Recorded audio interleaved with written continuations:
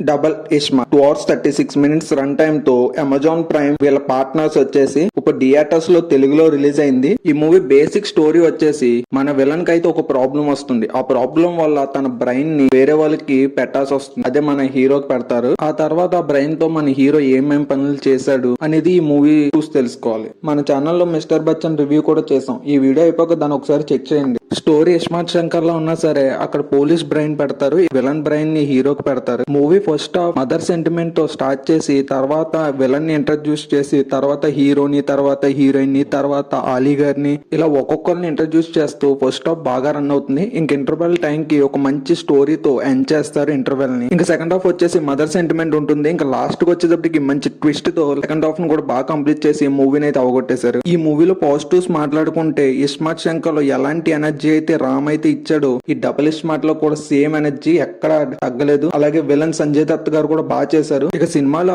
ఆలీ గారి కామెడీ వచ్చిన ప్రతిసారి మనం నవ్వుకుంటూనే ఉంటాం. ఆయనకి నిజానికి ఆయన భాష మనకు అర్థం కాదు, కాకపోతే ఆయన చేసే పనులకి ఆయన చేసే సైకిల్ కి మనం బాగా నవ్వుకుంటాం. మూవీ ఎక్కడైనా స్లో అవుతుందని అనిపించేటప్పటికి డబుల్ మీనింగ్ డైలాగులు పెట్టి మూవీ స్లో అవ్వకుండా బాగా ట్రై చేశారు. మూవీ పాన్ ఇండియా అవడం వల్ల నార్త్ వాళ్ళని సౌత్ ఇండియాని కలపడానికి బాగానే ప్లాన్ చేశారు. ఈ మూవీ నాకైతే నచ్చింది. ఇది కంబ్యాక్ ఫిలిం అవుతుంది రామ్ గారికి, పూరి జగన్నాథ్ గారికి. ఫ్యామిలీతో చూడొచ్చా అంటే అక్కడక్కడ డబుల్ మీనింగ్ డైలాగులతో ఎక్స్పోజింగ్లతో ఉంటాయి, కాస్త ఇబ్బంది పడతారు. అయినా పర్లేదంటే చూడొచ్చు. ఈ వీడియో కానీ మీకు నచ్చితే లైక్ చేసి ఛానల్ సబ్స్క్రైబ్ చేసుకోండి.